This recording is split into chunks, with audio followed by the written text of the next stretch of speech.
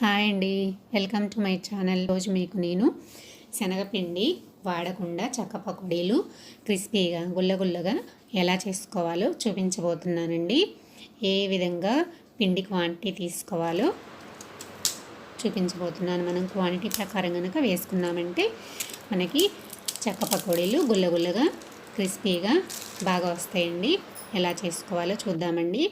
నేను కొలత కోసం ఒక గ్లాస్ తీసుకున్నానండి. ఆ గ్లాస్ తోటి 3 గ్లాసుల వరిపిండి వేసుకున్నానండి. మీకు ఎక్కువ క్వాంటిటీ కావాలంటే పెద్ద గ్లాస్ తీసుకొని ఇదే క్వాంటిటీలో చేసుకున్నారంటే చాలా బాగా వస్తాయి. ఈ గ్లాస్తో 3 గ్లాసుల వరిపిండి వరకు వేసుకున్నానండి.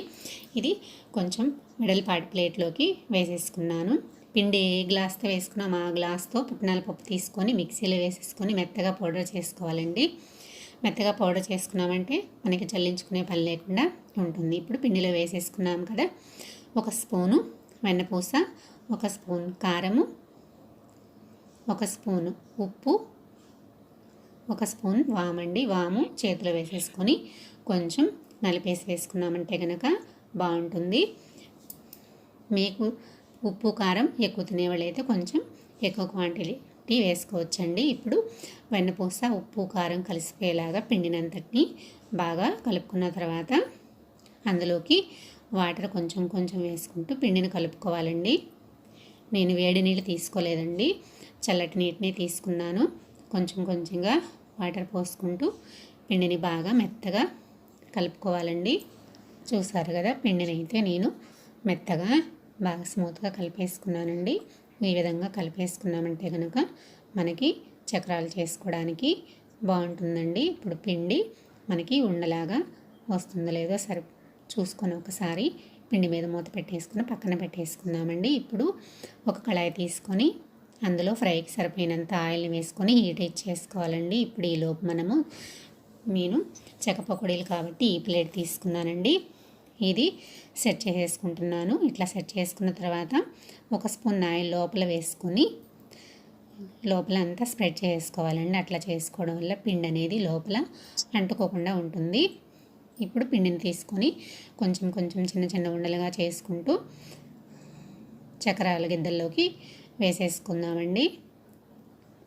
కొంచెం పైన ఖాళీ ఉంచుకొని వేసుకున్నామంటే మనకి మూత కూడా ఈజీగా పడుతుందండి. ఇప్పుడు ఆయిల్ హీట్ ఎక్కిందో లేదో కొంచెం చిన్న పిండి ముద్దన వేసుకొని చెక్ చేసుకున్న తర్వాత అందులోకి చెక్క పకోడీలని వేసేసుకుందామండి. బాణీ అంతా వేసేసుకున్నారంటే కనుక సరిపోతుంది. ఎక్కువ వేసుకున్నారంటే సరిగ్గా నూనెలో ఫ్రై అవ్వండి. అందుకని చెప్పేసి బాండీకి సరిపోయినంత వరకు వేసేసుకోవాలండి. చూసారు కదా, అడుగునైతే ఫ్రై అయిపోయింది. ఇప్పుడు ఒకసారి తిప్పి వేసుకోవాలండి. తిప్పి వేసుకుంటే రెండో వైపును కూడా బాగా ఫ్రై అయిపోతుందండి. ఇప్పుడు గోల్డ్ కలర్ వచ్చేంత వరకు ఫ్రై చేసుకొని చెక్క పకోడీని తీసేసి పక్కన ప్లేట్లోకి పెట్టేసుకోవాలండి. నాకైతే చక్రం వేగిపోయిందండి, తీసేసుకుంటున్నాను.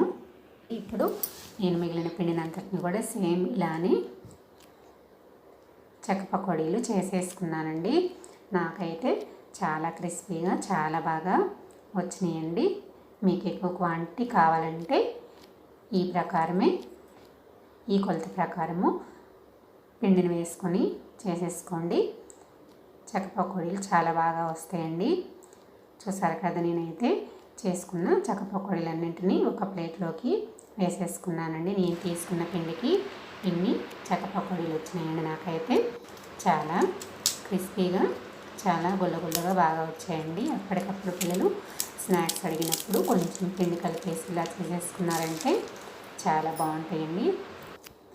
వీటిని ఆరిపోయినాక ఒక డబ్బాలో స్టోర్ చేసేసుకున్నామంటే 1 నెల వరకు నిల్వ ఉంటాయండి. తప్పకుండా ఒకసారి ట్రై చేయండి. నా వీడియో నచ్చినట్లయితే లైక్ చేయండి, సబ్స్క్రైబ్ చేయండి, షేర్ చేయండి.